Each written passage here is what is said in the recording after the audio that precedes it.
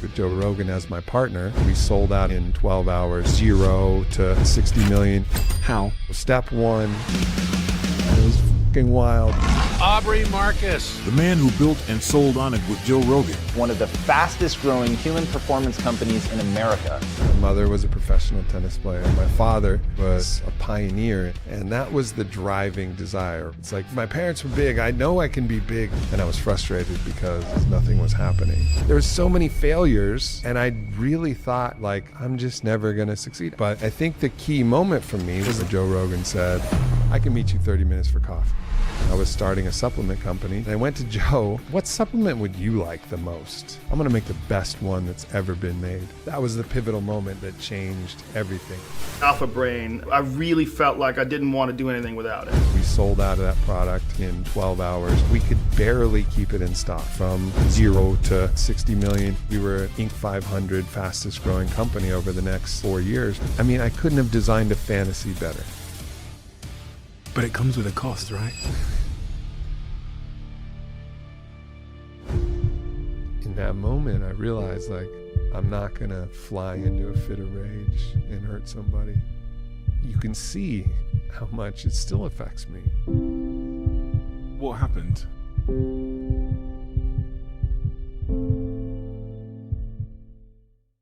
Before this episode starts, I have a small favor to ask from you. 2 months ago, 74% of people that watch this channel didn't subscribe. We're now down to 69%. My goal is 50%. So if you've ever liked any of the videos we've posted, if you like this channel, can you do me a quick favor and hit the subscribe button? It helps this channel more than you know, and the bigger the channel gets, as you've seen, the bigger the guests get. Thank you and enjoy this episode.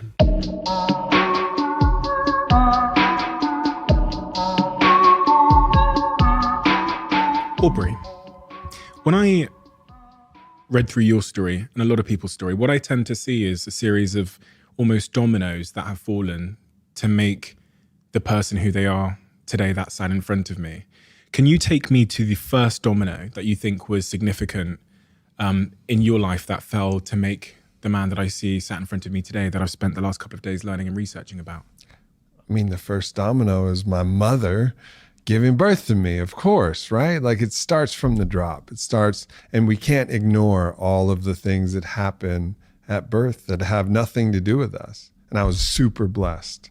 My mother was a professional tennis player, went to the semifinals of Wimbledon, lost to Billie Jean King, like legit professional tennis player. My father was a commodities trader, and he was a pioneer in his field. So he was actually kind of stretching what the market and what the world understood about futures trading. He's written up in a book called Market Wizards. They split up really early, and so I got 2 more parents. My stepmother was a naturopathic doctor who worked with a lot of the NBA basketball teams and the Lakers in the 80s, the Knicks in the 90s, the Heat in the 2000s, but from the naturopathic side, not within the team aspect of it. And then my stepfather was a SWAT team squad officer, just big, badass, burly man. And from all of those sources, I got models of greatness. I got models of really testing yourself to see what you're capable of. And I think that's like the foundation of what I was. And then there's my grandmother who inspired this like craving desire for knowledge, just to learn about the world. And I think the key moment for me, with all of that framework with my parents, that craving for knowledge instilled by my grandmother's tattooed on my arm actually. And then I go and do my first psychedelic medicine journey after high school when I'm 18 years old. And I really feel like I want to find knowledge and then be able to distribute that to the world in an interesting way. I wanted to build my own legacy, so to speak. And in that first psychedelic medicine ceremony, I felt my body disappear, and I felt what I could only call consciousness, or maybe even use the word soul, even though I wasn't religious at all. So I didn't believe in souls, but I felt something come online.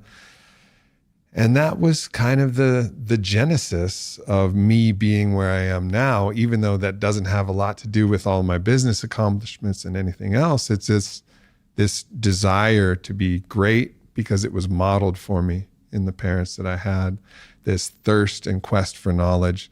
That quest for knowledge turned inward with the psychedelic medicine journey. So I was looking inside. That's the field of psychonautics, which is really the field that I'm the most passionate about. Psychonautics, the exploration of the inner aspects, the inner cosmos of who we are.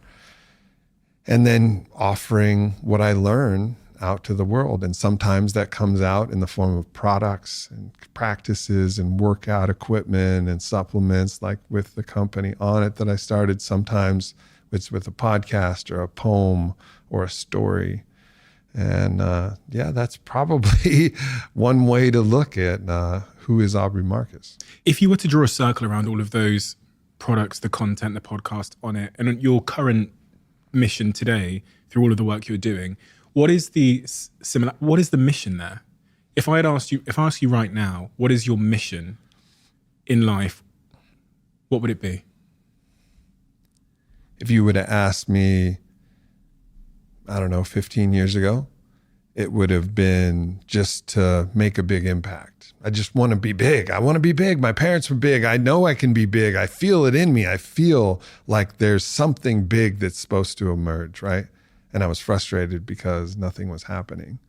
And so I founded my company and I created On It. And then things started to get big. I started my podcast. Things started to get big. I wrote my book. Things started to get bigger.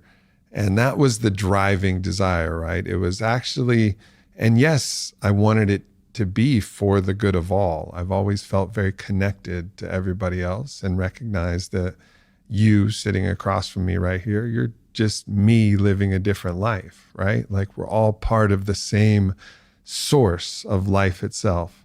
So I did always have this belief, like I want to contribute to the greater good of all.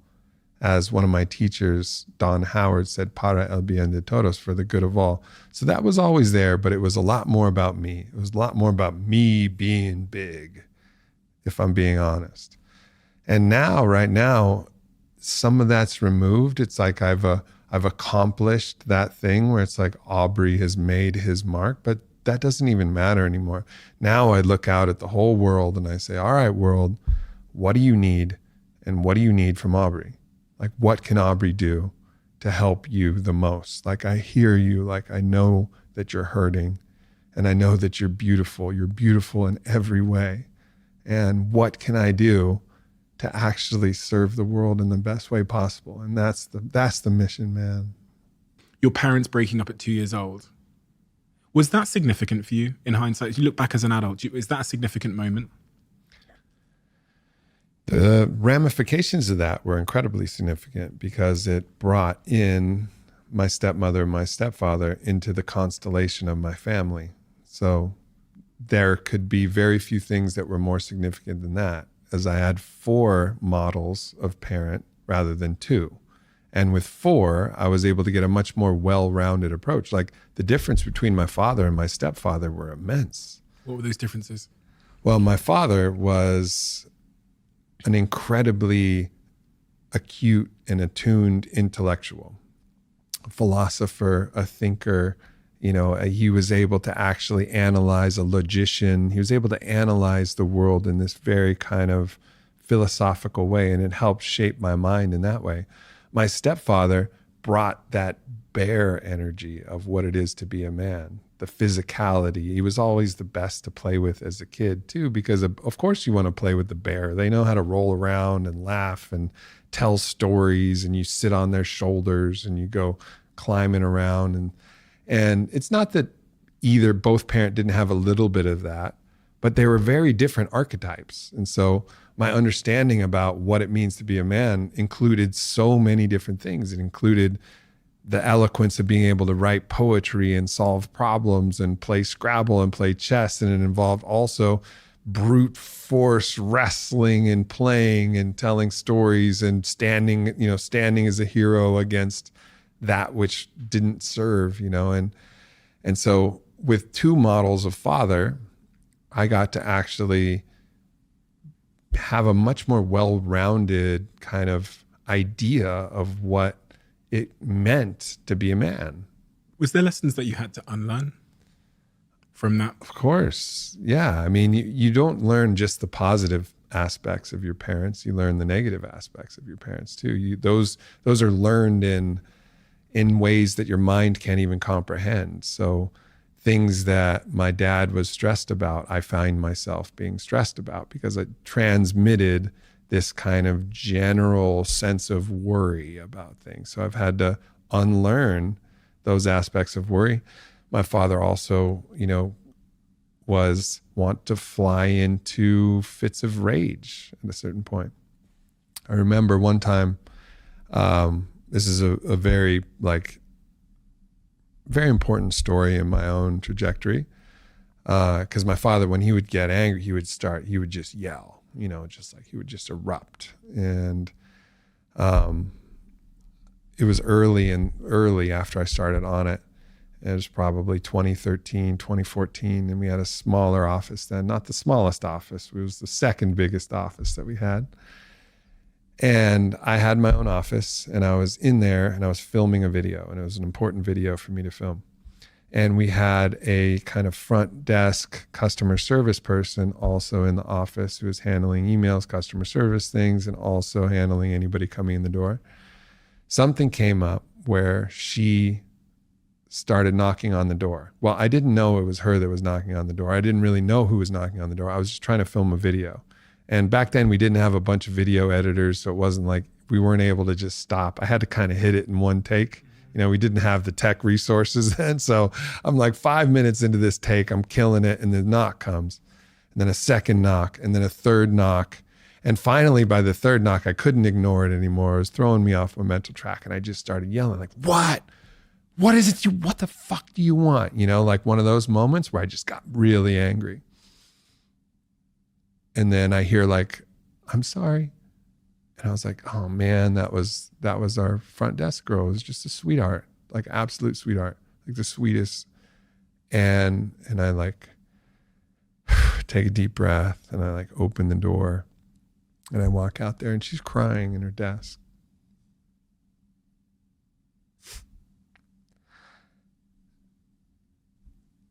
In that moment, I realized like, I'm not going to do that ever again. Like, I'm not going to do that shit. I'm not going to fly into a fit of rage and hurt somebody. I won't. And you can see how much it still affects me, because that was the point that pattern broke for me. And it's not that I haven't gotten mad since then or whatever, but never like that, and there's something else in me. It's like, no, never again, because I saw her and I saw what I did. And of course I apologized, but that's where I stopped that lineage transmission and said, it stops with me. Where did that lineal transmission start in your father? Did you ever figure that out? Yeah, with his father. I don't know how far it went back. I don't have a strong genealogical tree. I didn't even get to meet either of my grandfathers, actually, but I've heard the stories. I heard the stories of that. My dad did the best to kind of shed as much of the trauma that he could shed, so he would pass on as little as possible to me.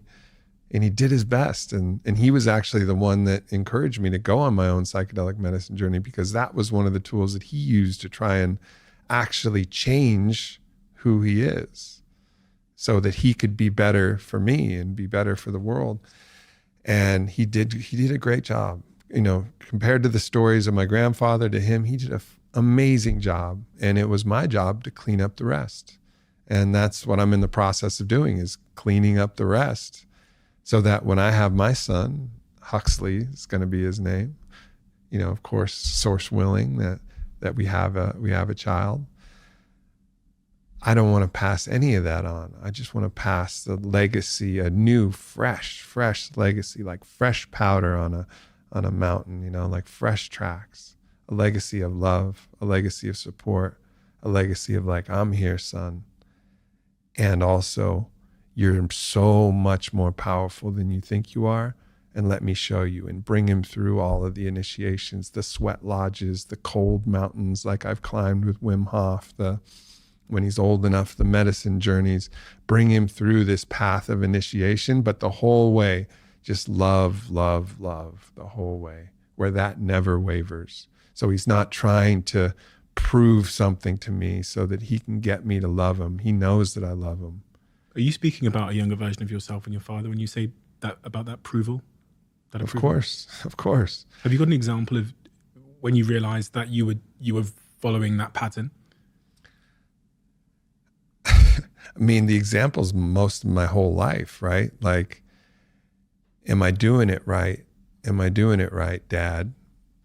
You know, am I doing it good enough, Dad? It was the subconscious dialogue that I've been in for a long time. Now, it was my father first, you know, so that my father was Dad. So Michael Marcus represented that image of Dad, but it would transfer to other people. It could transfer to a mentor. It could transfer to a partner. It could transfer to a boss. And I would put this kind of approval-seeking desire on them. They would be the surrogate father, and I would be trying to show them how good I am. And then they would love me. Just like when I scored 25 points in a basketball game, my dad was all fucking love and happy. And when I scored, 7 points and had a bad shooting night, it's not that he didn't love me, but it felt like he didn't love me because he was just quiet and sullen, and I was quiet and sullen, and all of the love felt like it had been sucked out of the room like a vacuum, right? So I learned, and that's just one example of many different ways that I learned that if you perform well, you're loved, and if you don't, you're not loved. What's this ping pong story? Yeah. Well, that was just one of the moments that my father just flew into rage, So I was 4 years old and my father was playing ping pong and he hit a ball. It hit off the corner of the paddle, flew up into the stratosphere basically because he was trying to hit a smash. And I go, home run. I'm just a kid. And I thought that was a funny thing to say. But for my father, he was so locked in this intense competition, which of course didn't matter. He's not like in the ping pong world championships. It was in his house. And later he started yelling at me for saying that during his ping pong match, because it threw him off his game or whatever it was.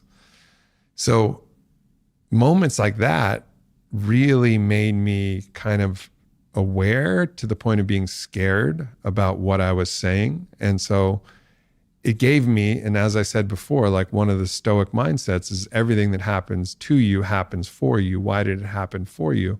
I look at that story now and say, okay, at that moment, I realized that I have to be very mindful of everything I say when I say it, because there's drastic consequences if I don't. What does that make me do? It makes me a very good listener.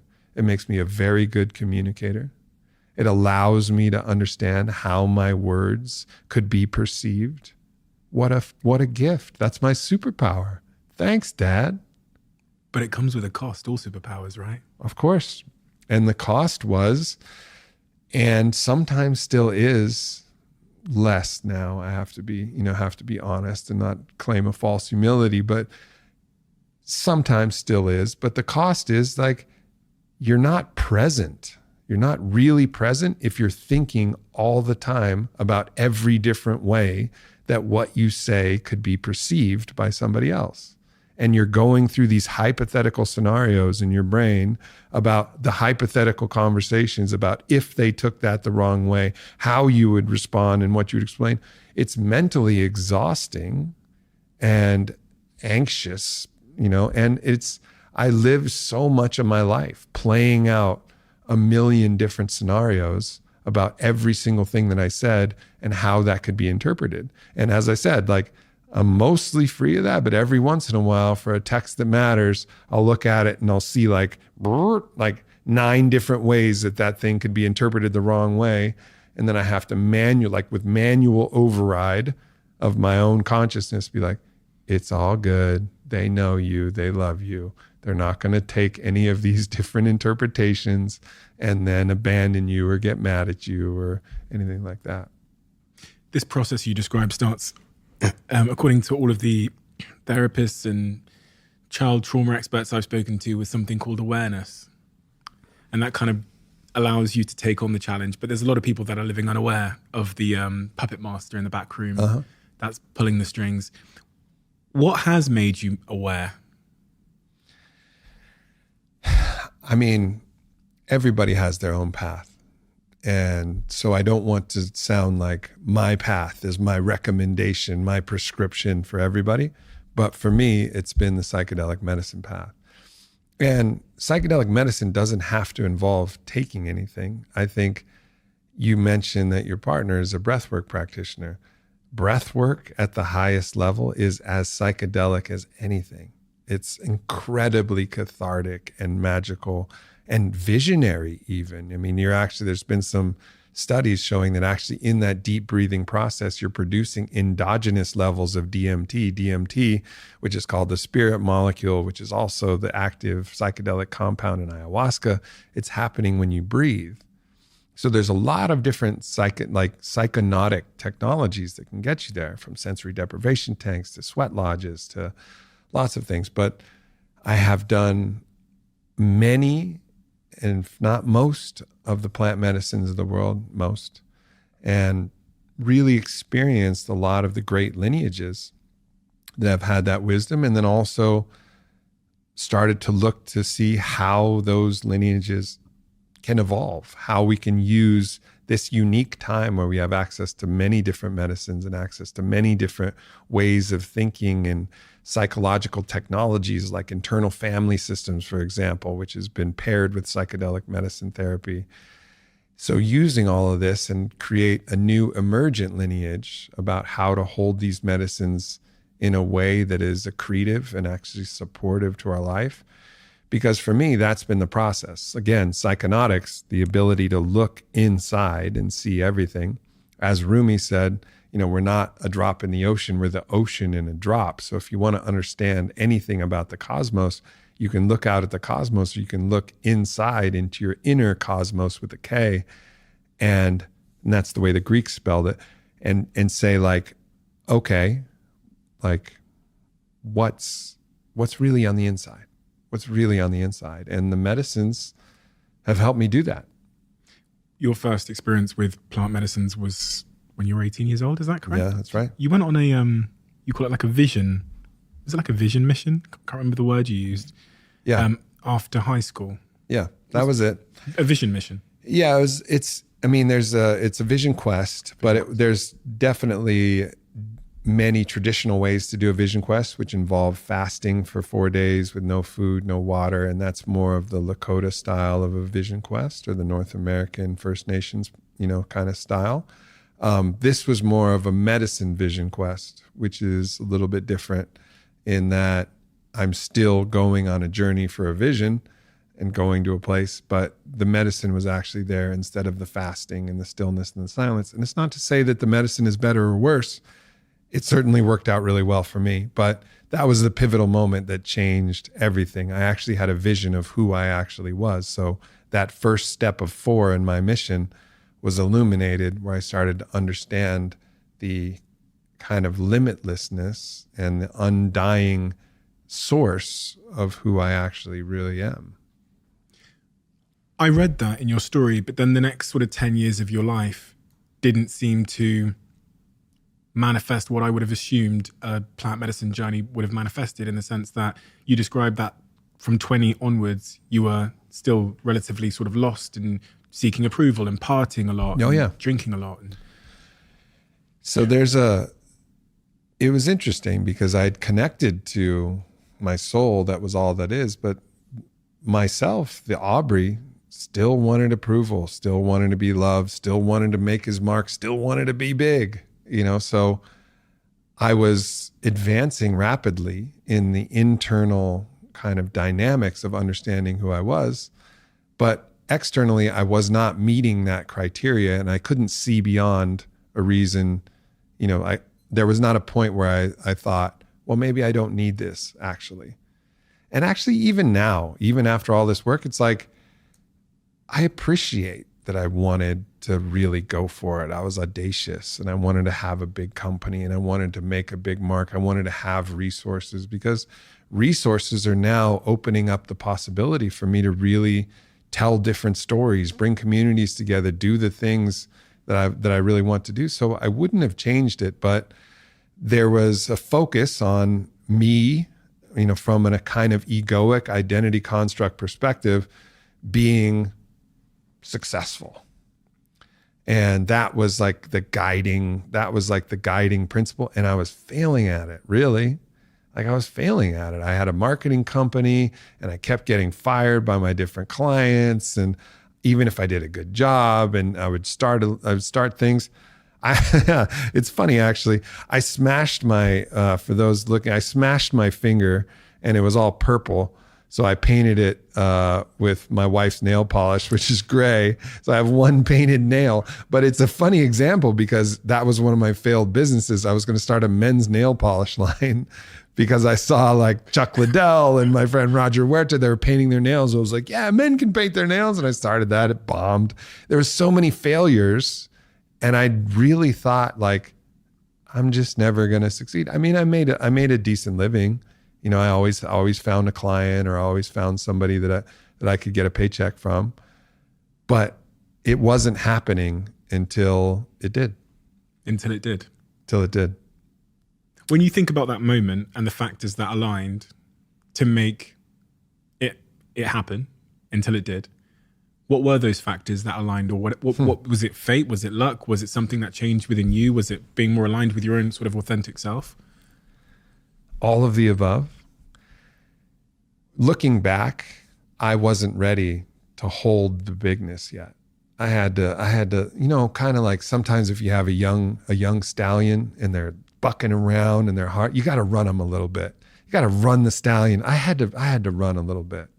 And my partner at the time, Caitlin, we were running. We were partying a lot. We were out. I was standing on the speakers and growling. I was training MMA with the homies. I was running. I was running. And I think I needed to do that. And at the same time, I was also exploring in that path of psychonautics, building experience. And I had this feeling. I just had this feeling when I watched Joe Rogan do comedy. And we're talking 2008. This is not the Joe Rogan of now. Right?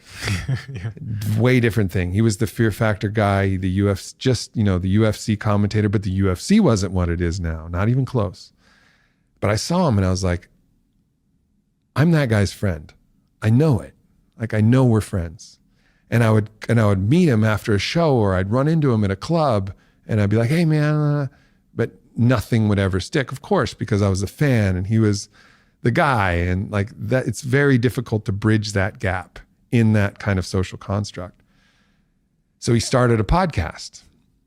And I was following with it. It was like, oh wow. And that was old Joe Rogan days back with Brian Redband. And there was no podcast advertising then. Again, podcast was in its infancy. He had no podcast advertisers.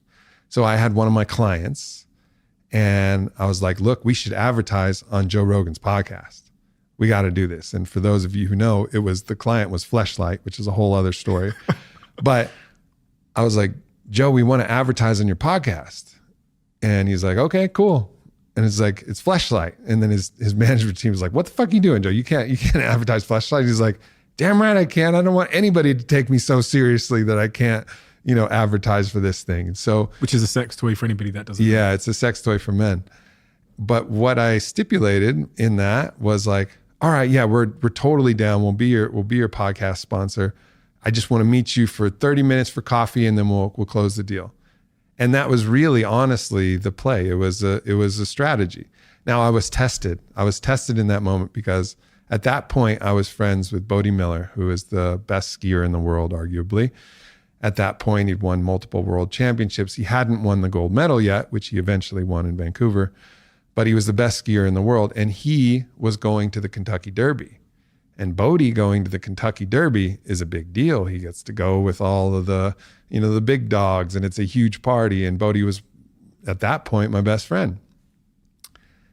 And the Kentucky Derby happened to be exactly at the time where Joe Rogan said, I can meet you 30 minutes for coffee. So I had a choice.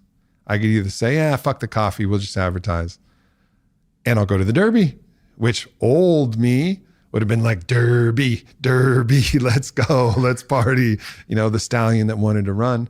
But there was some knowledge inside me that, no, this coffee with Joe Rogan is important.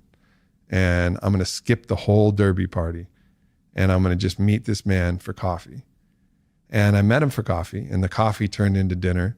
And then that dinner turned into a friendship, and that turned into him having me on his podcast. And then a friendship developed. And out of that friendship developed, really, I was starting a supplement company, developed on it as we know it now, Joe Rogan as my partner. And then the combination of, again, going back to my parents, my stepmother had a deep knowledge of nutraceuticals that actually could functionally impact performance. She worked with basketball teams. So she had athletic performance supplements, cognitive performance supplements, and I was used to that concept. So with her help and with all of the scientific research, I could put together a formula. I knew how to market because I'd marketed things. And then Joe Rogan was my partner. And so we had a way to get that out. We had a way to let people know. So I raised $110,000. I got $50,000 from a kind of family friend that I'd worked with and with different clients and done some public relations work with. And I had Bodie, my friend, so one gave $50,000, the other gave $60,000. And that was the start of On It, is that money right there. And I basically blew through and wasted all of that. And then I went to Joe and I said, hey man, like, what supplement would you like the most? He's like, man, I'd like a all natural nootropic that really worked. A nootropic being a cognitive enhancer. And I was like, you know what, Joe? I'm going to make the best one that's ever been made. And he's like, all right, man. And I went to work and I did it. And I formulated, with all of that help, the supplement that was Alpha Brain. And with Alpha Brain, I sent it to Joe, and Joe was like, man, this is amazing. It was actually way too strong at that point. It was gnarly, but Joe's a beast, he's a savage. So at that moment, then we kind of knew we had something. So I dialed down the formula, got it right. And when all of that came together and we launched Alpha Brain, it just clicked. We sold out of that product in 12 hours. We had the next batch going. And the only reason I had the money to even buy the first batch was because there was net 30 credit terms on my purchase order. So actually we could receive the product and not have to pay for 30 days. So I didn't even have the money to pay in 30 days unless I sold it, right? But we sold it in 12 hours. And then there was another order on the back of that. So I was actually sold through 2 orders before I even had to pay the first purchase order. So we grew On It from literally nothing at that point, other than the resources that we'd applied to having a website and having a shopping cart, et cetera. And that was it. It was a rocket ship from there. And also, being on Joe Rogan's podcast, people started to be aware of my ideas and my philosophies and these other things that I'd been developing over all of these years, in between all of the partying that I was doing and all of the other stuff. And at that moment, I started to have a stage and a platform and started to build a kingdom. When you say it grew like a rocket ship, to close off that story, can you quantify that in some way for people that are listening, from that first launch moment to where it ended up getting acquired by Unilever, I believe? Yeah. When you say rocket ship, what do you mean? So 2010, On It was founded by me, and with the investment from those 2 individuals that I mentioned, Bodie and Howard. And we sold a little bit, but we had a lot of inventory. We couldn't sell it, and we were failing. It was another failed business, just like my men's nail polish company was going down into the dirt. And then at that moment, with the Alpha Brain product, we put that on sale. And then from there, we could barely keep it in stock. We were just selling through as much as we could have. And then we developed other supplements that went. And we went from, we were an Inc. 500 fastest growing company over the next, 4 years, because we actually went from, 0 to, I don't know what the first year was. I don't have all the numbers, but imagine like 12 million, 24 million, 34, 35 million, 45 million, and then we kind of leveled out around 60 million in annual revenue for a while. And then we had some real trials and tribulations and a lot of deep tests at that point to get us to the level where eventually in 2021, we were able to sell the company to Unilever and have a huge exit, which has now given me, an amazing blessing of abundance of resources. And one of the coolest parts about that is so many people in my life, talking about community again, so many people in my life got little pieces of the company, like my friend Makad Brooks, who's now an actor on Law and Order. He was an actor in True Blood back then. I was like, yeah, man, you can have 10,000 shares. Come on, just talk about this. I was giving out equity like candy. I was like, I love you, man. Here's some shares. And then all of a sudden, all of those shares turned into huge amounts of wealth, for so many people. And that was such a beautiful thing, not only for me, not only for Joe, but for everybody. That was everybody that was around me that I was giving a little piece of this equity to, for on it, to build that energy. Everybody won. It was like being on this gigantic 100-person craps table of everybody you love, and everybody wins, and the casino just empties out the bank, and we all go home and we're like, wow, we did it. And in the meantime, we made great products. We inspired people. We got people to, our concept was total human optimization. We got people to actually get back in touch with this idea that you can be a little bit better tomorrow than you are today. And so every step of the way, it was something beautiful. And then the payoff was beautiful. It's just an absolute dream, man. And doesn't mean that I didn't live my own little nightmares of fear and anxiety and worry and stress and mistakes all through the process. But looking back now, holy shit, what an unbelievable, I couldn't have designed a fantasy better. There's going to be people listening to this who are the version of you at the start of that roller coaster. Yeah. What would you say to those people? Because, a lot of our listenership are exactly that person. They have an idea, they're pursuing a dream. They maybe for the wrong or the right reasons. Who am I to say how to define what either of those are? But what would you say to them in order to prepare them for that roller coaster? You have to see it. You have to really see it. Like, see it with clear eyes, not with the diluted eyes of hope and not with the shrouded eyes of fear, but really see what's possible. I think people always ask me the question, like, can you believe what happened with On It? And I was like, of course I can believe what happened with On It. If I didn't believe that it could happen, it wouldn't have happened. It's the funniest thing. Can you believe it? I was like, yeah, I can believe it. Of course I can believe it. If I didn't believe it, it wouldn't have happened. So the first most important step is you really have to see it, and you have to see it realistically. And to see it realistically, you have to look at how difficult it is out there. I meet so many people who are like, yeah, I'm going to start this clothing brand. I'm like, and I've been, done a few things with different clothes, and that's a hard business. It's a grind. That's difficult, but you can do it. But you have to see it, and you have to see the field correctly. You have to see the competition. You have to see how challenging the market is, and actually see how you're going to elevate above that. And when you can really see it, then you can make it happen. But it depends on how accurate your sight is. So you have to see accurately, have the discretion. And then once that's there, you have to go all in, like push all your chips in. When you see it, push all your chips in, focus, and turn all of that energy into a single point and push forward with everything you got.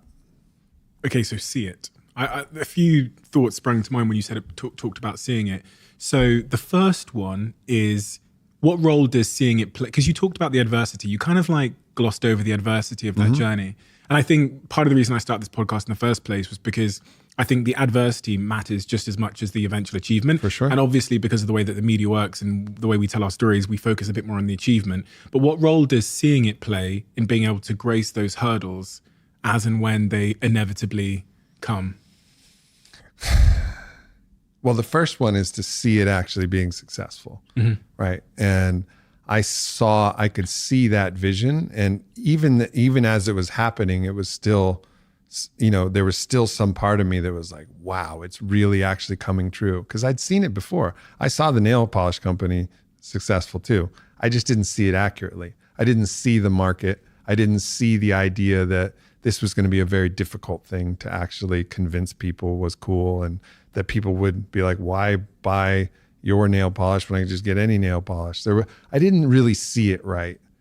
And with On It, I saw it right, and I had the right people and with the right team. So seeing it into success is important. And then what you're going to encounter is a lot of things that you didn't see. And that's where the adversity comes. I didn't see that coming. We had a security breach at On It. It was one of the early days, 2013, 2014, when that was happening to a lot of different companies. I remember Target had a big one, and it was found out. And then Target was like, oh yeah, this happened. And, sorry about that. People got access to credit cards. That happened to us. And there was a choice point, and it felt like everything was going to be ruined because we got hacked. Somebody got access to our customer data. We didn't have the right firewalls and all the right cybersecurity. I mean, I thought we did, but we didn't, obviously. And there was a choice point. Nobody else externally discovered it. We discovered it internally. We fixed it, and we could have just kind of crossed our fingers and hoped that nothing happened. But I made a different choice. And in that choice, I just said, I got to tell everybody. So I just sent out an email. I was like, look, y'all, I'm so sorry. Like, this is on us. We didn't have the right security. We got hacked, and your information was compromised, and we're so sorry. And here's, a discount code for any On It products that you want. And like, our deepest apologies for any inconvenience this may have caused if you have to cancel your card or whatever. I understand. And I just came out really authentically and honestly. And that ended up being one of like these powerful moments where instead of the whole customer base turning against our company, being like, these losers can't even secure our credit cards or whatever, they actually trusted our company and trusted me more because of just how authentically I shared about that story. So that's one version of adversity that comes from those things, those monsters that come from the grass that were slithering around or hiding in the tall grass that you don't see. And then all of a sudden you have to confront them. And it's going to be about how you deal with those things that you didn't see. And are you guided by that, again, that superstructure that I talked about, those principles of, if you were me living a different life, what would I want me to receive? I would want honesty. Just somebody to be honest and be like, yeah, we fucked up and we're sorry. And this is the best we can do. And that was kind of the guiding principle. Is I was bound by this value structure, and the value structure was the kind of the guiding light through all of it. And it worked. When you said about seeing it, one of the things that came to mind as well was when you can see the competitive landscape, often that's incredibly intimidating. There's, entrepreneurs often talk about how being a little bit delusional and naive is actually a driving force. And were they to know how difficult it actually was, like were entrepreneurs to have seen your hardest, darkest days, they might not have bothered. So my second question here is about seeing it is, what would you say to an entrepreneur that's starting a business, maybe in the same, in the same field as On It was, that's looking out and thinking, oh my God, but there's already loads of competitors, and Aubrey did this and Joe did that. Like, I've got this idea, but there's so many competitors, I just won't bother. Because I'm sure when you started, there was a big competitive landscape, right? Sure. It gets more and more difficult, all the time. And it's about, can you get the right pieces of the puzzle together, the right product, the right energy behind it, the right ethos, the right experience, something that's actually better than the field. I mean, when you're talking about this landscape, you're talking about one of the beauties of this capitalist model is you're open to radical competition. And that's what drives the evolution. So you have to know that you're a little bit better. You're a little bit better than everybody else. And if you're able to show that in all of the ways that you're a little bit better, you'll be able to make it through. And yes, you're still going to receive immense challenges. There's going to be times that security breach was just one of many. We had another moment where we made a huge mistake. We thought we were getting an investment. We distributed all of our cash. We had zero money in the bank. The investment didn't happen. And then so we had all of these accounts payable, no money in the bank. And we called it cash apocalypse at that point. Our CFO just looked at us, said, we're bankrupt in 30 days. I'm leaving. What? Walked out of the room. I was like, all right. And then our COO, who ended up becoming the CEO when I stepped down in 2020, right before, like a year before the sale, he guided us through, and we made it. And we made it because of the relationships that we'd, held with honesty and with good faith with everybody. We weren't playing games with anybody, so they trusted us. We were like, hey, we're in a really tight spot, but if you trust us and you allow us to pay late, you extend our terms from net 30 net to net 60 to net 90, maybe net 120, like we're going to pay you in 4 months for the products that you're delivering. And they believed in us, they backed us. And that was that got us through that moment. So that CFO that walked out. Yeah. He made a big mistake in hindsight. He made a big mistake. He had an equity position. He had options that he forfeited. Whoops. Whoops. Our current CEO, the CEO that emerged, Jason Havey, he couldn't, he's such a sweet guy, but he couldn't help but send, on the anniversary of that day where the CFO walked out, and just told us straight up that we were going to be out of business for the next couple of years. On that anniversary, we'd be like, "Hey, how's it going? We're still here." Just send him a text. Oh wow. I mean, some people, that's natural selection of life. There's some people in the hardest times, they bail, right? And right. Therefore they aren't deserving of those kind of good moments. Exactly. Per se. You left in 2020. Mm-hmm. I don't see a huge desire from you, from looking at what you're doing now, to get back in bed in that same kind of industry, doing the same kind of thing. Mm-hmm. Is that accurate? And if so, why? My desire to be a CEO is not really there. My desire to be this kind of visionary founder is there. So you imagine someone like Richard Branson, and he's really not actually running any of the companies that he's owning. He's just kind of guiding them. And I am very interested in continuing to guide different projects and different brands, but I want really competent operators to really start to navigate. Now, I may end up actually working with the CEO that Jason Havey, who was with On It for 10 years, he transitioned out. So he's now no longer there. And so we may team back up, get the Avengers back together, and put, a few other brands back on the table. And the reason for that is because they're great products, again, that are doing really important things. Like, I want to do important things, and the resources that will allow us to, kind of accumulate can then be applied to really great projects that can benefit, again, para el bien de todos, for the good of all. So yeah, I mean, I'm still in the game, but I'm just doing it at a different level. I'm not going to be the guy who's poring over the P&Ls, who's chasing down purchase orders, but I am the guy who can go out and meet the key allies, put the pieces of the puzzle together, share the voice and the kind of idea of why these products are important. And so there's going to be another kind of reload and birth of a new kind of wave of things that'll come out. And there's so many other things. Now I'm going in many different directions. Of course, there's the podcast, there's the book that I'm working on, and other books that are planned after that. There's media and documentaries that I'm making, and there's stories I want to tell. And there's a lot of different things that I'm doing, but I'm just at a level and a purview where I have a lot of competent operators that are helping execute on all of these different visions.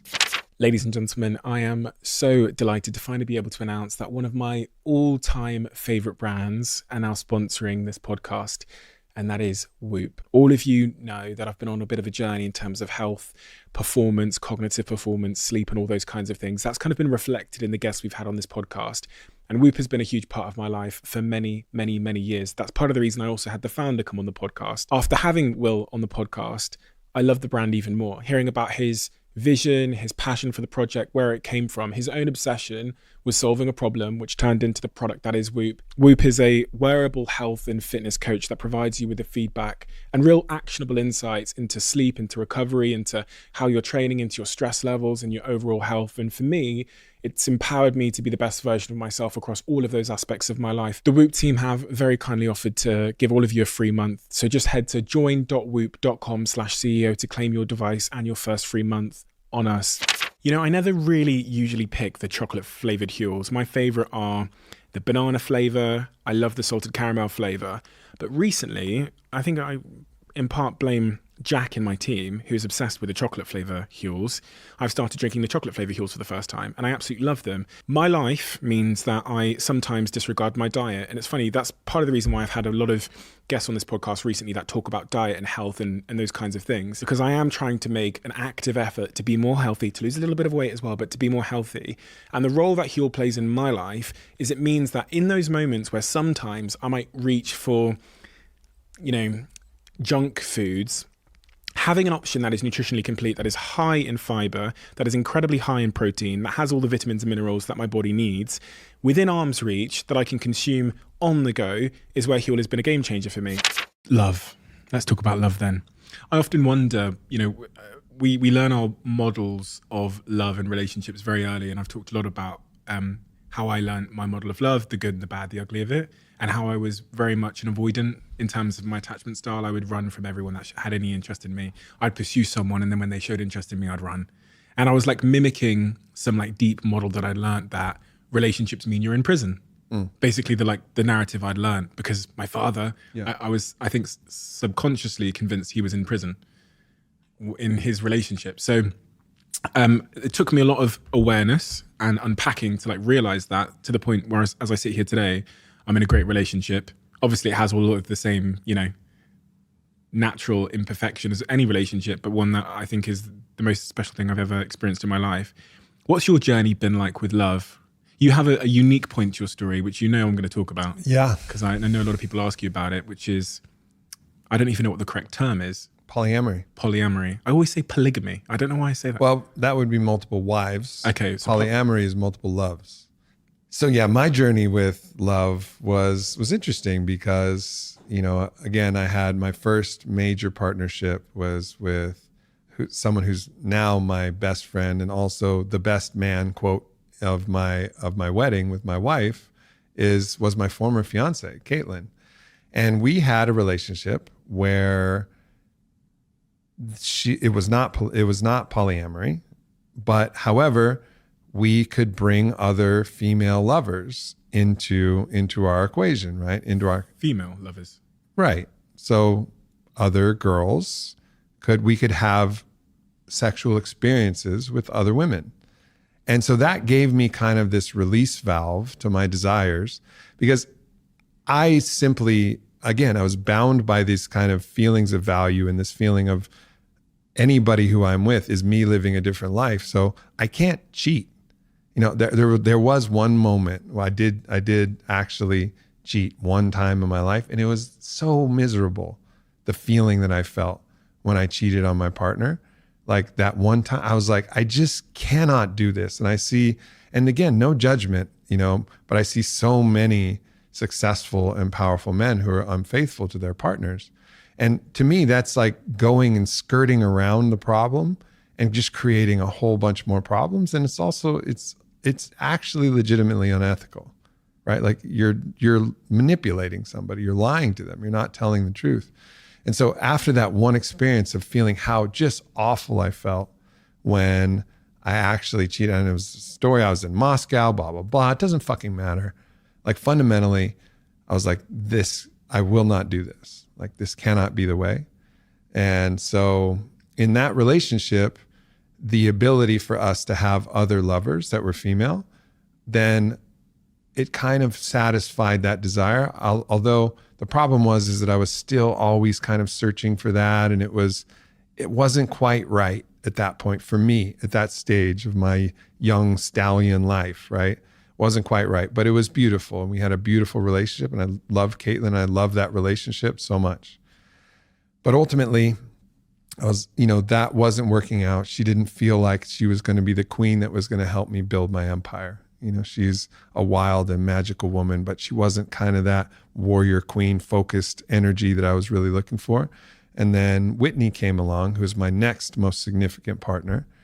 And I saw that in her. And I was like, aha, I think this is the one that can be with me, be by my side as I build on it to what it's going to become. And I step forward in the world. She's got the right stuff for that.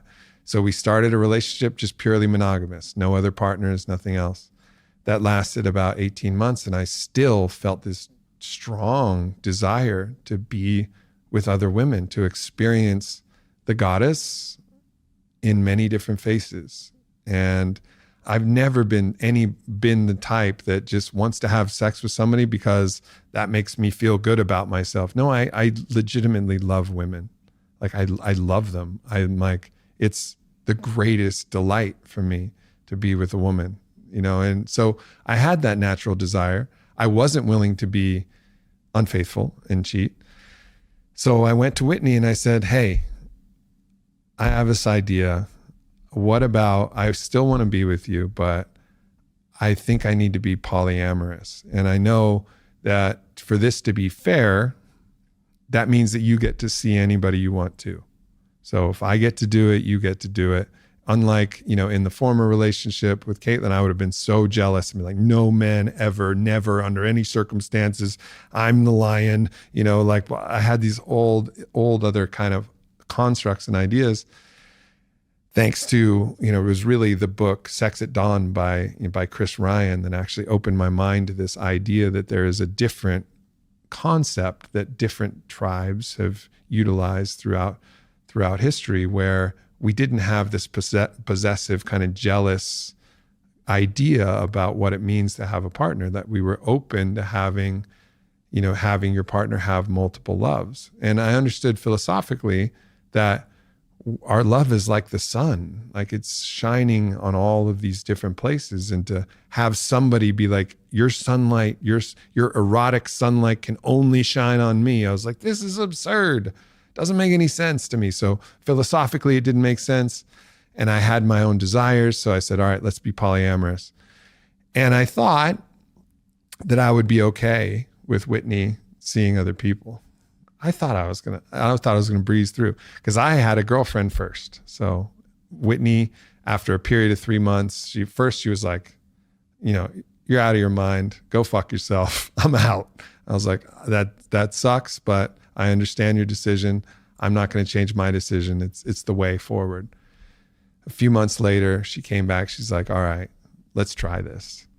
And I was already involved with somebody else. So I had a girlfriend, and then Whitney was still my primary partner. So that was the constellation. Primary partner is Whitney. She lived with me.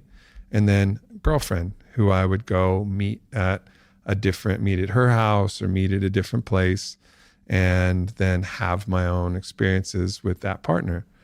And then when Whitney, I really didn't have the understanding of how hard this would be on the other side. I thought like, yeah, it'll be easy. Like I philosophically understood it. Then Whitney got her first partner. And I cannot describe to you the feeling that I felt when Whitney had her first lover. It broke me.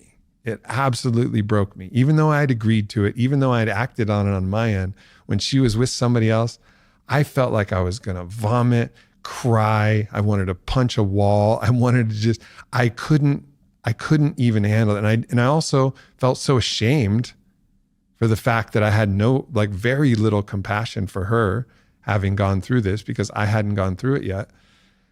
And it was a really challenging kind of moment.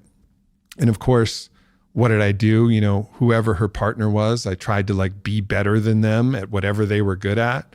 And At one point, Whitney was with a professional fighter, and I was like, I'll be a good fighter. And I was like, how stupid. Like, she doesn't love me because I'm a fighter. She loves me because I'm me. And that was one of the really powerful lessons that polyamory taught me, is you can't try to compete in somebody else's strength. You just have to compete to be the best version of you. And every time I would try to be like somebody else, I would become less attractive in her eyes. And that was really a deep lesson. But for 8 years, we did the polyamory thing. We had our moments where we were off and on, and we'd have little breakups and little issues that would come up. But we both were free to see who we wanted to see and be with whoever we wanted to be with the understanding that we were primary partners. This had so many challenges and moments where every different boundary that we thought we had, well, all right, you can be with them, but you can't be in love with them. Whoops, I fell in love with somebody. And then whoops, Whitney fell in love with somebody. And so that didn't work. So we're like, okay, I guess we're able to really be in love with somebody. But then if you're in love with somebody, then you want to spend, and that energy is so strong that the technical term is limerence. It's that new relationship energy where you're just intoxicated with somebody. Well, you want to be with them more. And then the primary partnership doesn't make any sense because the person can feel that you'd rather be with somebody else. And it was very, very challenging and also very, very beautiful. The paramours that I had, and a paramour is the term for the other partners you have outside of your primary partner. I had unbelievably beautiful relationships with them and magical, amazing moments, and magical moments with Whitney. There was so much energy and passion and drama in that period, but it was honest. The thing about it is that it was honest. We told each other everything, everything that happened. We told each other the truth. There was little pockets of withholding where we didn't express exactly how we felt, but every little minute dishonesty would get exacerbated into a massive, massive issue because there was so much pressure in the system because of the natural emotions of jealousy and worrying about whether my partner really loved me the most. And that was a really beautiful and deeply challenging experience. And finally, at the end, I kind of was like, I can do this, but I didn't master it. It always got the best of me. I was never really fully ever okay with her seeing other people. I was okay with me seeing other people and loving her, but I could never quite do it. I wasn't up to the task. And that doesn't mean that somebody else can't be. I gave it my best, and with all of my tools, all of my consciousness, all of my love, I couldn't do it.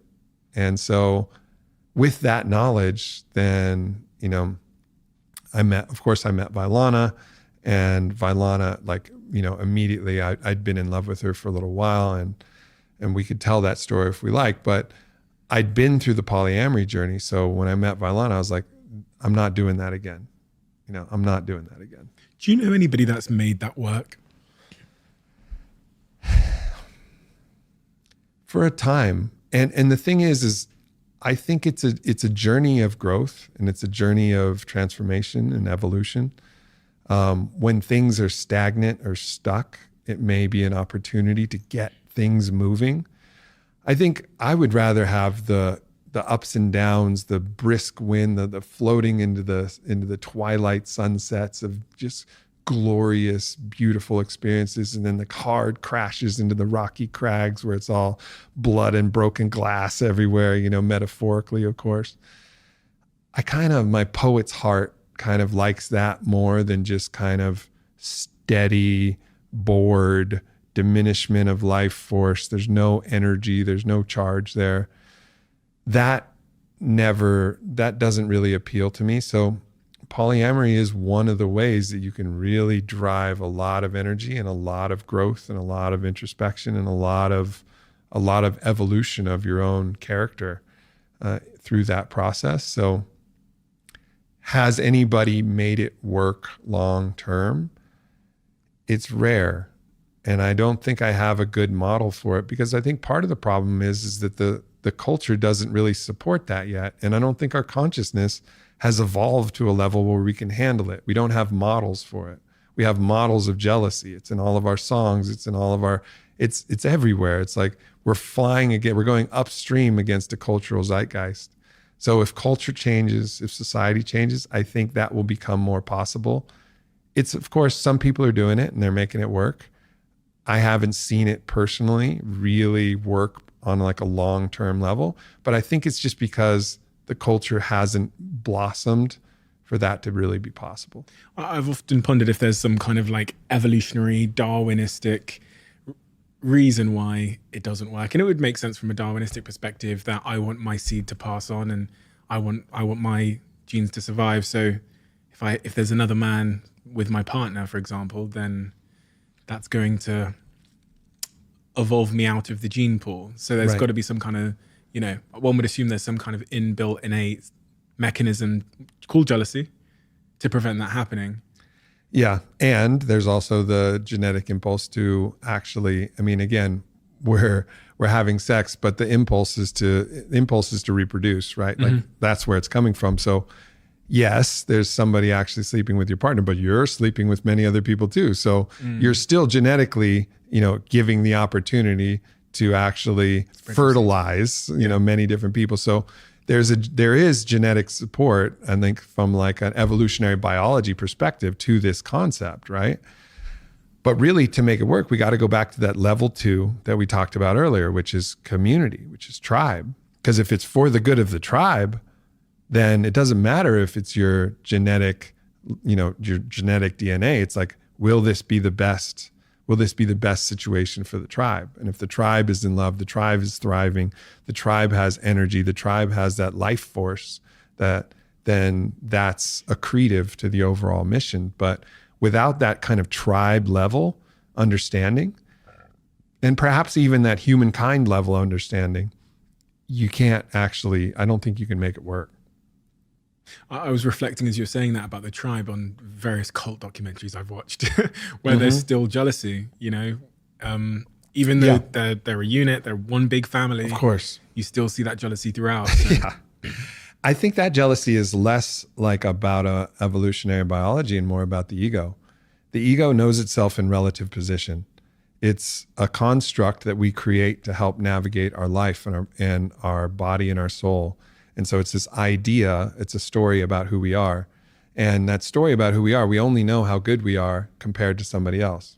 It's like, are you a good ping pong player? Well, that depends. Who am I playing?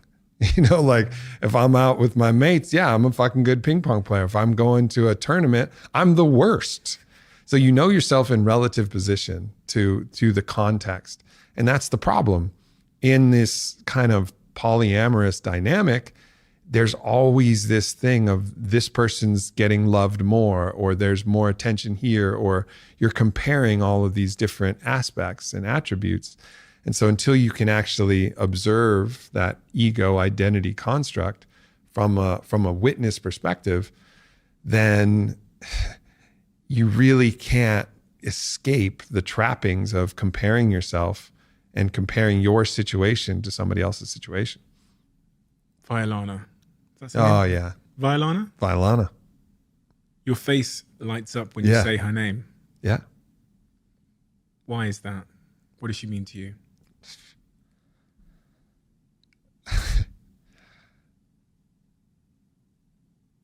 I didn't know that I could love somebody like this. I didn't think it was really possible. I thought it would be like I thought there'd always be kind of like, yeah, this is good enough. This will work. Like we'll make this work, and we'll find the situation that'll make it work. But with Vailana, it's like, no, like I love you so much. I wouldn't change a thing about you. Like, and it's this crazy thing that sounds like, it doesn't sound like it's believable. It doesn't even sound credible. And I don't even know if it's reproducible. I can't say that everybody out there, you got your Vailana. I wish I could go with a straight face and say like, there's your Vailana out there. And for Vailanas out there, there's your Aubrey out there. And I know it. I don't know. I think maybe I'm really lucky. I don't know.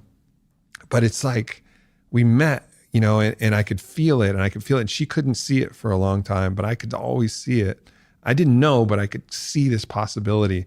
And when we got together, I mean, I'd bought the wedding ring before we actually even had sex. I mean, if you follow the story closely, there was a kind of experience at Burning Man, etc.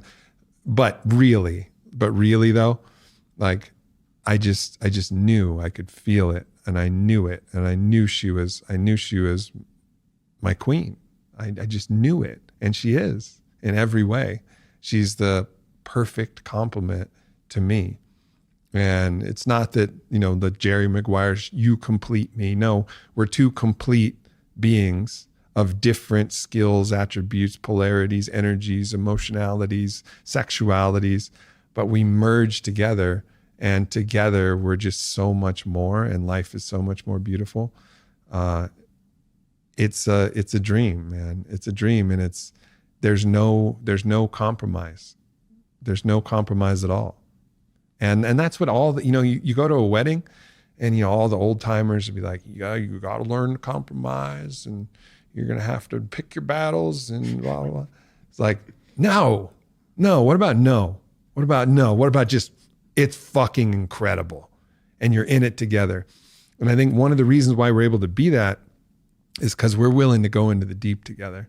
If there's something that we can't resolve, then we have tools. And again, the plant medicine journey, like we'll go deep. We'll go, multiple times we've drank ayahuasca together, and big things that were brewing come to the surface and erupt, like a giant volcano. And then we have to sort out all the magma and all the pieces that'll come up, but we'll keep going back in, going into the deep, not looking away from everything.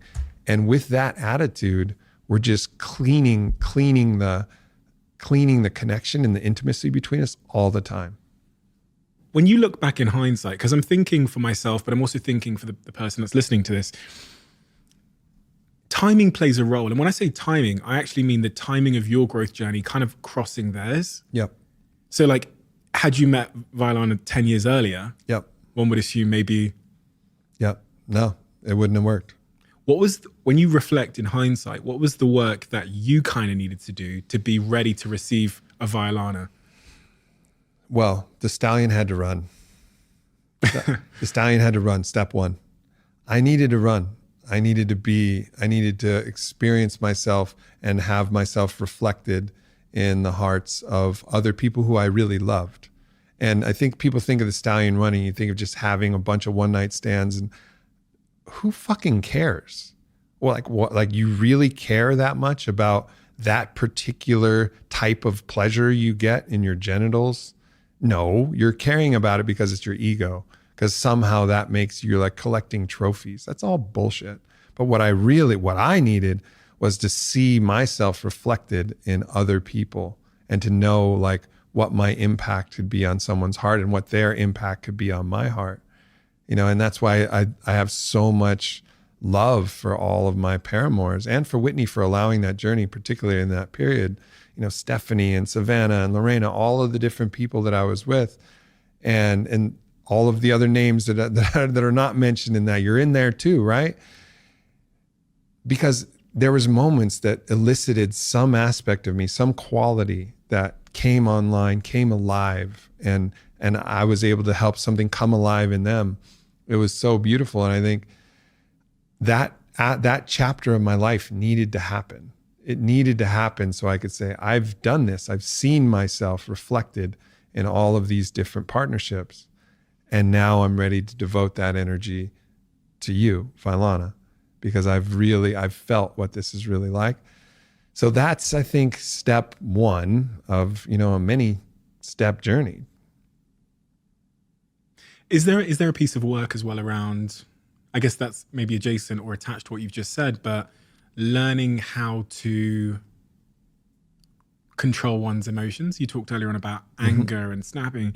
And the thing in relationships is, if you haven't got control of that, the relationship's not going to last. And especially in, I think of myself, the ego I had in my younger years, and I still have an ego now, of course, I'm not going to pretend I don't, but I was the type of person that would just get up and go.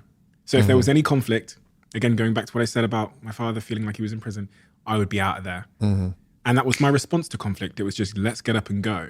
So was there a piece of work that had to be done to learn how to become a master of like, or to get better at conflict resolution from an emotional standpoint? The emotions will come like a wave. And the Buddhists, they call that the moment of trigger where you get hooked. They call it Shempa. And this desire to actually take that energy and then, flood it onto another person.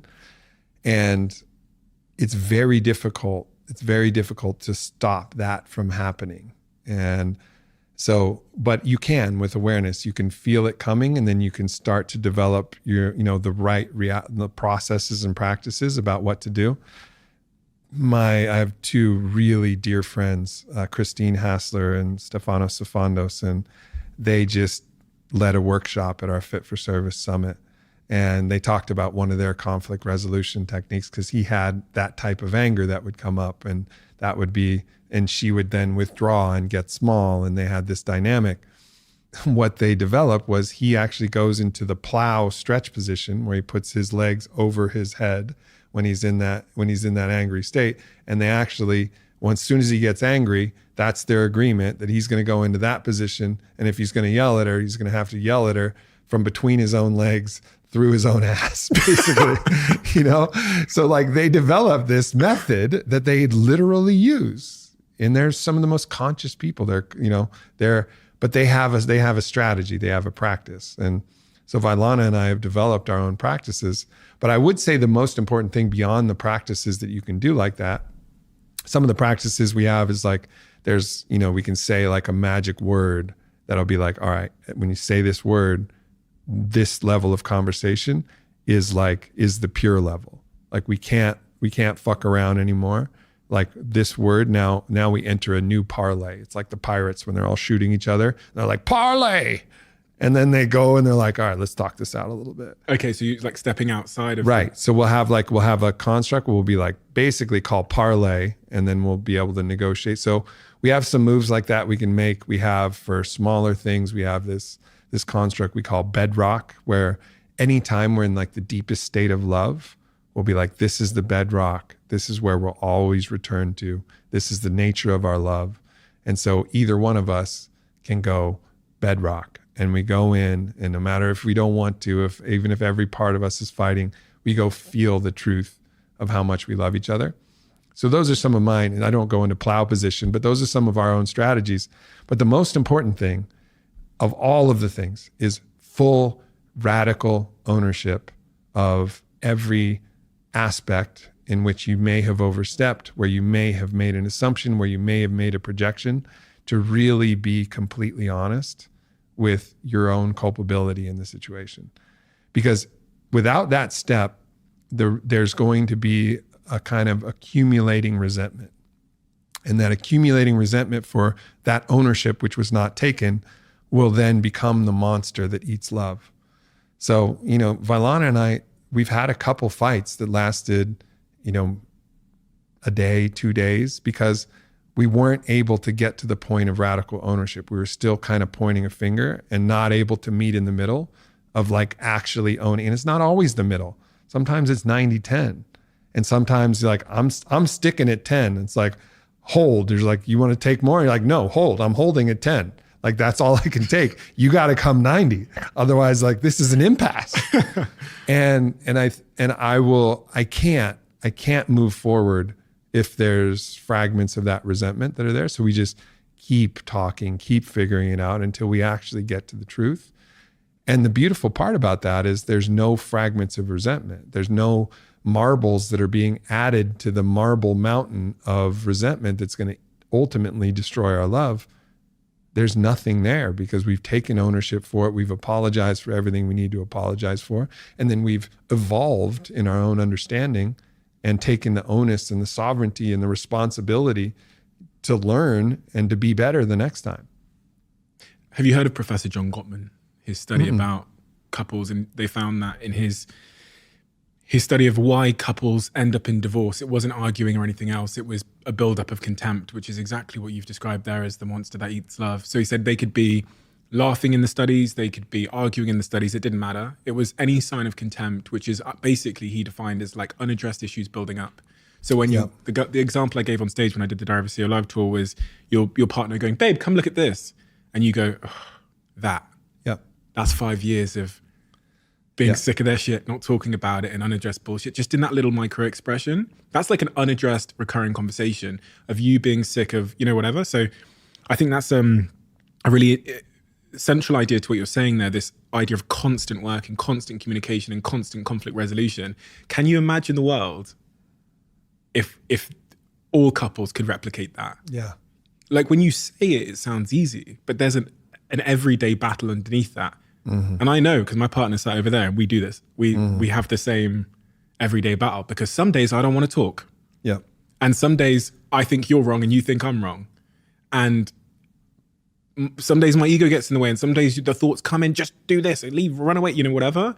And being able to continually confront that, I think is very, very difficult challenge that I've only seen in I'm talking here about men in particular. I've only seen it in a couple of men, Yeah. The advantage that I have, again, is, and this is my path, and I'm not saying that this is the formula, but the plants keep me honest. You try to, carry your bullshit story of it's all their fault and you're a victim, and then go drink a couple cups of El Dragón de la Selva's ayahuasca and see if ayahuasca agrees with you. I'm held accountable to the truth, and it's not just the medicine. Now the medicine lives in me, right? I've consumed it, and that consciousness is within me. So I can't allow anything that I need to take ownership for to exist. And then sometimes that'll come up in the past. I mean, I think as my consciousness evolves, different levels of I'm sorry are elicited from me. I mean, I think over the past 3 years, being with Vailana and having separated from Whitney, there was probably a dozen or 24 times where there was a new I'm sorry that came out because I actually could see it from a different level of consciousness now. And I mean, she's like, all right, man, like we split up, like I think she appreciated it. And I think she's still working through her own, her own process with that. And it's our own process of feeling any grievances we've had. But I just try to do my best to own my fault and mistakes in it. And that's an evolving process, but I am held accountable to this idea of, I have to be honest, and I have to be real, and I have to own it. And it doesn't make me less than to admit any of these things. That's the way. That actually makes you more than to be able to be that, and sometimes just have the humility to be like, yeah, I was an idiot, or I made a mistake, or all of these things, and then not pile on a bunch of shame on yourself either, to just know that you're in an evolutionary process. And through that evolutionary process, when you evolve, you're going to be able to look back at your old self and be like, damn, you could have been a lot better. It's amazing how there's almost this mental conversation I have sometimes when I'm in that state of conflict with my partner, and my ego's there, and my ego's saying, oh, you're right, da da da da da da. And then the other voice somehow wins out and says, you fucked up. You reacted badly there. You should just go and apologize. And I did this the other day with her, where we had a bit of a disagreement about something. And, a couple of hours passes, maybe 12 hours or something passes. I realize I fucked up. Mm-hmm. So I pick myself up and I walk over to her and I just say, do you know what, from yesterday, I just want to say I'm really sorry, because in reflection, my reaction was not good there and it didn't make sense. And I realized it hurt you, et cetera, et cetera. And I'm really sorry about that. I wish I'd reacted differently. In hindsight, and upon looking at my behavior, I realized why I reacted in that way. And it's not good enough. The minute the words came out of my mouth, it was like a weight had just lifted. Yep. It was like my ego had been fired. I felt great. Yeah. The pressure I had on me up until that point just evaporated. And it's funny that I don't get there quicker. Mm-hmm. I think I'm getting there quicker though. If I zoom out on myself, I go, okay, look at yourself over the last 10 years, give yourself some credit. But But yeah, it's great. It's all the work you've done. Do you still struggle with these things? Yes, but they get smaller and smaller. So like you're talking about, like the time it takes you to go over there. So maybe there was a time in your life where it wouldn't have been 12 hours. Maybe it'd have been 12 days. Maybe it'd have been 12 months. Maybe actually never, right? But now the time is shortening. Now you're into hours. Yeah. Then eventually you're going to get into minutes. And then from minutes, you're going to get almost to real time. And then maybe one point you'll touch real time where you're really actually seeing. I don't know. I'm not in real time, but I'm definitely in the minutes category. I remember the last little conflict Vailana and I had actually involved this painted fingernail. I'll tell this story. So we were in Miami. I'm really hot. We have these big kind of wooden backed lounge chairs, and I'm ready to go upstairs. And I'm like, babe, I'm super hot. I'm like thirsty. I'm ready to go up. She's like, you sure you don't want to tan your back a little bit? And I'm like, my back? Were you trying to say my tan is uneven? Is like, did that bother you? And so I went to this whole thing and I was like, all right, fine. I'll tan my back for you, I guess, if that's important to you. Well, so that's what was going through my head. So I flipped the latch on the thing so I could lay flat down because I was laying with my back up. The thing comes and smashes my finger, just like crushes my fingernail right between the way that the back of the chair was falling. And it's just searing pain. And I like get up and I want to like scream and hit something because it hurts so bad. And I couldn't disambiguate the feeling of pain with my frustration that she was the one who wanted me to stay there. And if she didn't want me to stay there, I wouldn't have smashed my fucking finger. And then I'm like in there and I'm like kind of fuming. And she's like, are you mad at me? I'm like, no, I'm not mad at you. Because I knew logically that I wasn't mad at her, right? But like my whole energy was like, yeah, I'm fucking mad at you.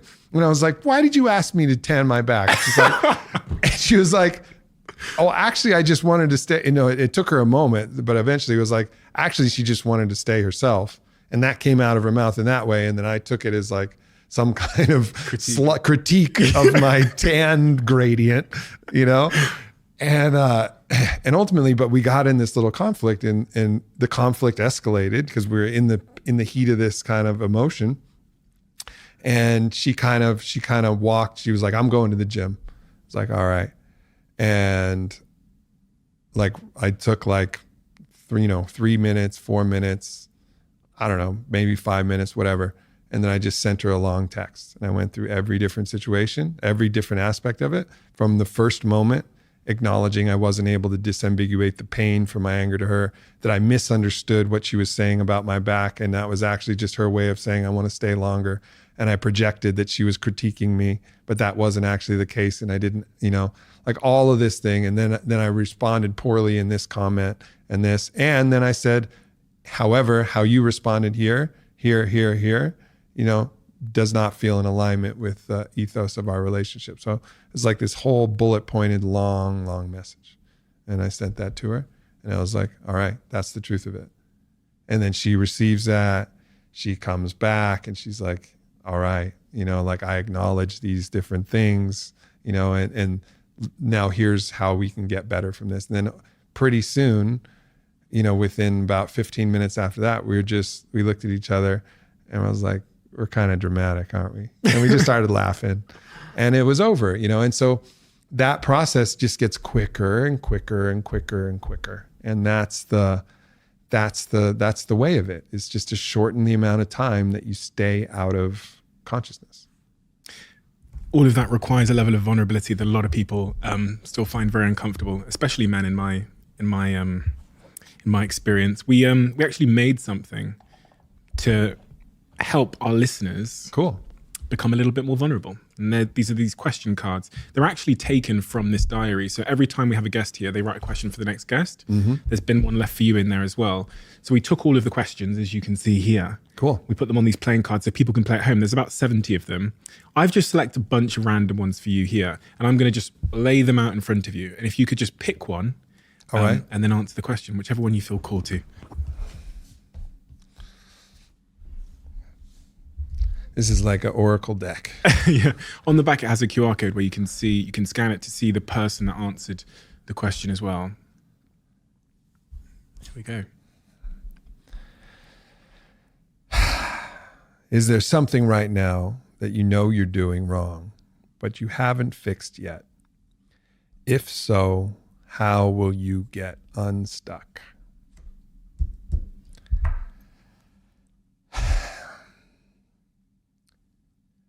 Well, I don't like the word wrong, because the way that I look at my trajectory is the trajectory of evolution. So if I'm doing it, it must mean that I needed to do that in order to learn how to evolve from it. However, I understand the point of the question outside of the semantics, which are important, because I think we can put ourselves in wrong, right, good, bad, in this very polarized idea. So in the evolution of Aubrey, where am I still stuck? Where have I not actually gotten to the place where I want to be as who I know I can be? And it's the reliance on stimulants to keep me alert.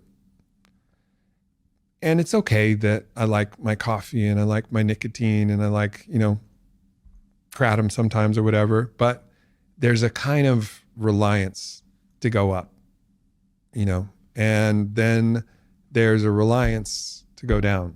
And I still have, sleep medication that I take. And I know it's not good for me.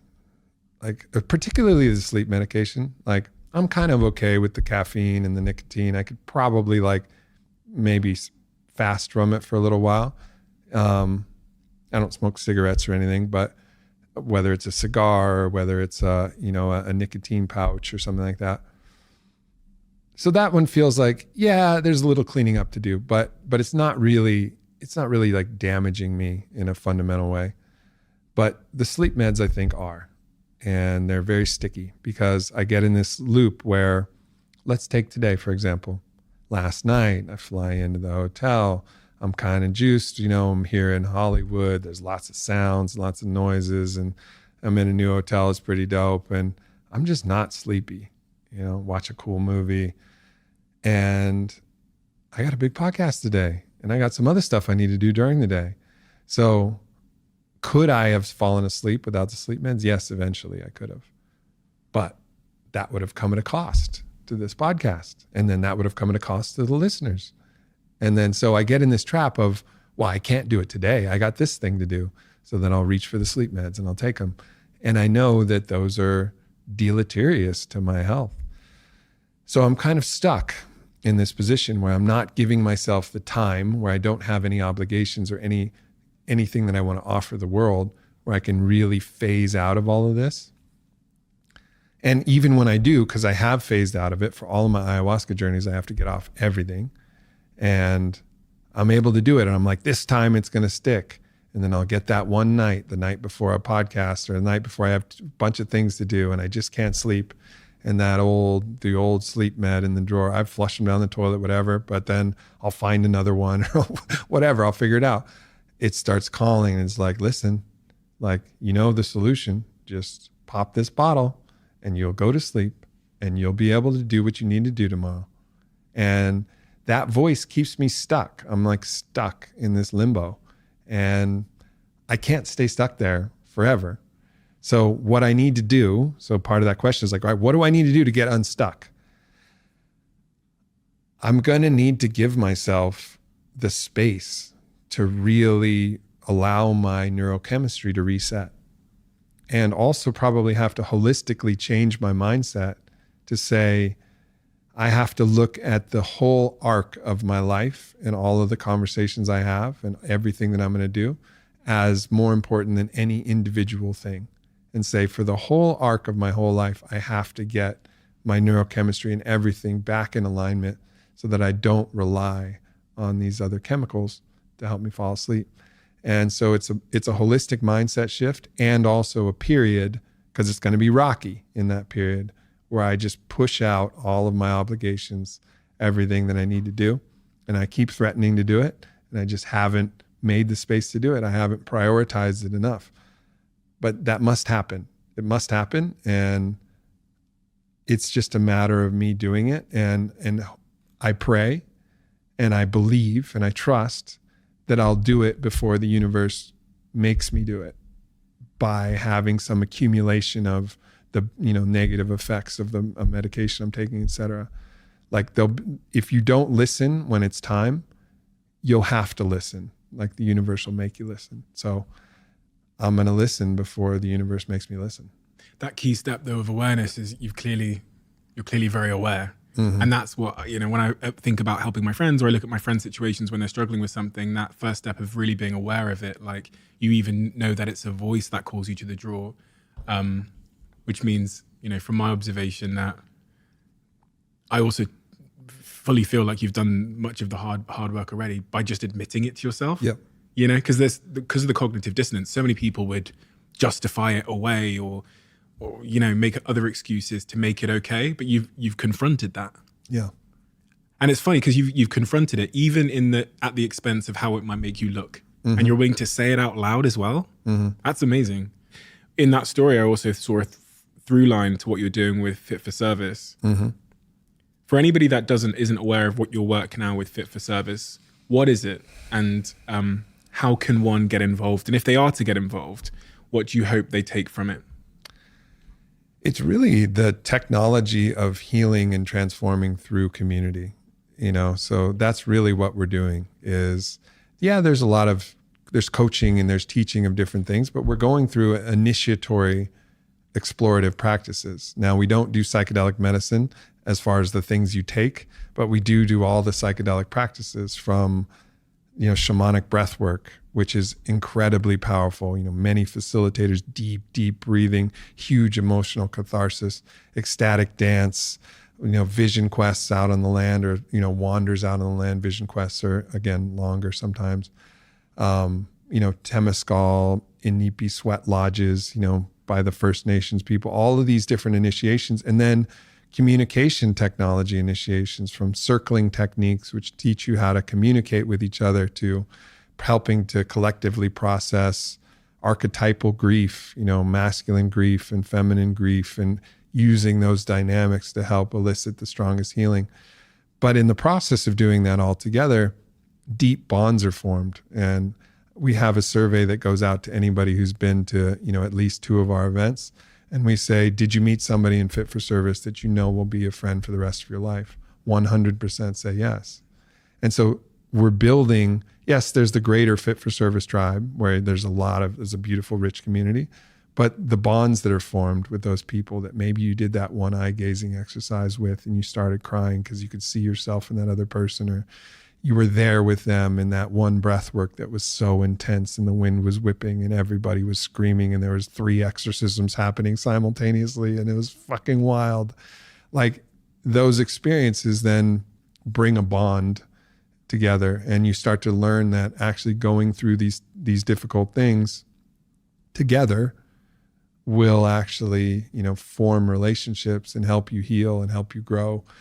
And it's such a beautiful process to continue to watch this happen, with so many different people from so many different places, and it's really inspiring to see people willing to, because in some ways, as we were talking about, nobody wants to mine. In some ways, you do expose yourself to your own darkness willingly by going into a breath work or going into an ayahuasca or going into these things, but that you're fully supported and it's with full intention. So in that way, we are actually going into the darkness to illuminate the light, and just doing that together.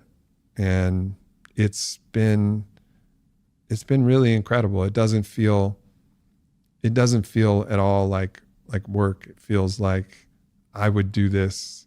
And actually last year we switched to a donation model because we thought like this is the way to do it. We lost so much money that we can't do that anymore. But nonetheless, so I basically worked all last year at a huge financial loss and offered all of these different summits and festival, all of this stuff. And it was still worth it. I wouldn't have changed it. Now, of course, it's fundamentally unsustainable to do it that way, but nonetheless, it's what I love. It's one of the things I really love to do. And all of our coaches feel that way. And it also draws in some incredible people that we get to learn from, other master coaches and other, inspiring medicine people who kind of carry a transmission that we learn from. So it's kind of like a little moment where we get to be in our own little Jedi school and just evolving our own internal psychic and emotional and physical technology. I watched the video on your website, fitforservice.com, and it looked, I don't know, so sometimes just observing a clip or a trailer can make you feel a certain sense of warmth and connectedness.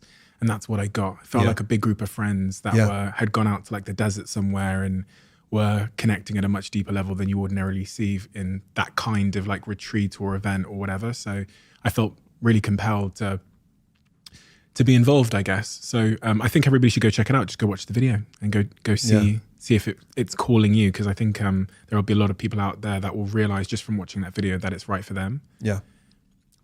We do have a closing tradition on this podcast where the last guest asks a question for the next guest. Let's see what has been left for you. Oh, okay. Oh, interesting. I actually don't get to see the question before we open the book, but this is a good one. Who is someone you need to forgive? And then there's another line, which is, who is someone you need to forgive and have not? Which I guess is the same thing, but...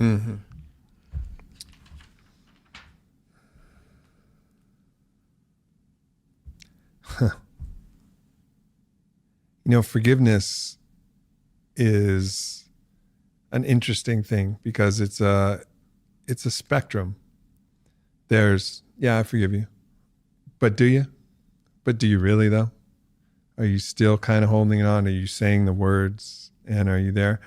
True forgiveness is the place of love that sees no wrong.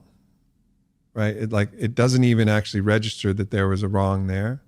Like that's the zero state of absolute forgiveness, is to get to a place of what grievance? What did you do? What, remind me again? Because I don't see it. Because kind of how I told this story about my dad, you know, the way he yelled at me, like I've seen so clearly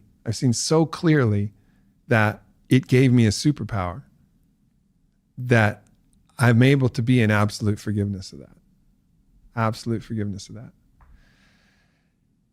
When I get to that place where I've seen and would never have traded it for anything, I wouldn't have changed it one bit, right? When I can get to that place where I wouldn't have changed a thing, that's where real forgiveness is. As it's like, if they're like, I'm sorry, I'd be like, for what? Thank you. I mean, like, I see how this benefited my life.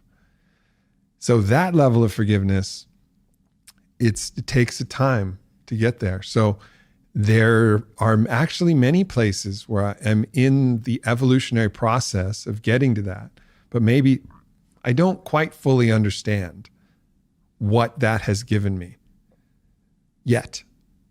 So somebody's done something and I haven't quite worked that into the way that I can say like, all right, this was for the best. If I had to say, I would have to say the governments of the world right now. I don't think I've fully forgiven them.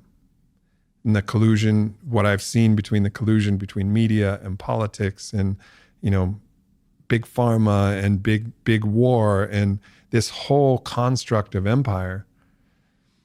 Some part of me says like, all right, like if we take the Lord of the Rings analogy, the two towers need to rise so that the fellowship of the ring comes together. And that's what gets the elves and the dwarves to get along with the hobbits and the wizards and the humans, and everybody comes together. And it's necessary for the two towers to be built and to try and push their darkness on the world so that the fellowship will come. But there's been so much pain and so much loss and so much unnecessary suffering and so much unnecessary fear. And it's hard to get to the point where I can say like, yeah, I wouldn't change a thing with that. So I guess it's, you know, forgiving empire. And I use empire to be that whole construct of that kind of top-down manipulative dystopian control that we've, you know, everybody has their own little oculus to whatever part of that they see. And I'm not trying to push my own view of that. But I think we can all feel that there's a force out there that's not in our best interests as sovereign beings. Have I forgiven that force? Not quite yet. Not quite yet. But maybe when the full fellowship comes together and we have all of the, because I'm starting to see that happen. Like all of the allies are forming this lattice work, this network that's now becoming more available because of the pressure of the force of empire. But until that fully actually crystallizes it and it works, I don't think I'm not able to forgive empire yet. Aubrey, thank you. You're the type of person that I love to speak to because I feel like there's no question you wouldn't answer, and the most difficult questions, but also you take a pause to answer the questions head on. And your story of personal transformation and transition through various chapters in your life and ego death and all you've been through, you speak to it with such vulnerability and openness and honesty. So anybody that's in a different phase or chapter of their journey to where, you've found yourself today, I think they have the honest roadmap on how to progress forward. And that's the most inspiring, powerful thing. And, it's not often you get to sit with someone who's had such tremendous business success that can also analyze that from sort of a meta perspective and is now doing work that's tremendously spiritually aligned, with a new refreshing take on what their mission should be. And in your case, it's, as you've said, not just anymore about you, it's much more about the broader global community and your tribe. So thank you so much for this conversation today. It's been an honor to meet you and spend time with you. I feel freer, I feel inspired, I feel more powerful for it. And I hope we can have it again once the goblins and the Lord of the Rings. Yeah, let's get all the characters together. I've never seen Lord of the Rings, so this is happening. Yeah. Here we are. Here we are. Go. Another ladder, another connection, another node in Indra's net was formed. Sorry, Empire, it's happening. Aubrey, thank you. You're welcome, brother. Thank you. Quick one. As you guys know, we're lucky enough to have Blue Jeans as a sponsor and supporter of this podcast. For anyone that doesn't know, Blue Jeans is an online video conferencing tool that allows you to have slick, fast, good, quality online meetings without any of those glitches that you'd normally find with other meeting online providers. You know the ones I'm talking about. And they have a new feature called Blue Jeans Basic, which I wanted to tell you about. Blue Jeans Basic is essentially a free version of their top quality video conferencing. And that means that you get immersive video experiences. You get that super high quality, super easy and zero fuss experience. And apart from zero time limits on meetings and calls, it also comes with high fidelity audio and video, including Dolby Voice. They also have expertise grade security, so you can collaborate with confidence. It's so smooth that it's quite literally changed the game for myself and my team without compromising quality at all. So if you'd like to check them out, search bluejeans.com and let me know how you get on. DM me, tweet me, whatever works for you. Let me know how you find it.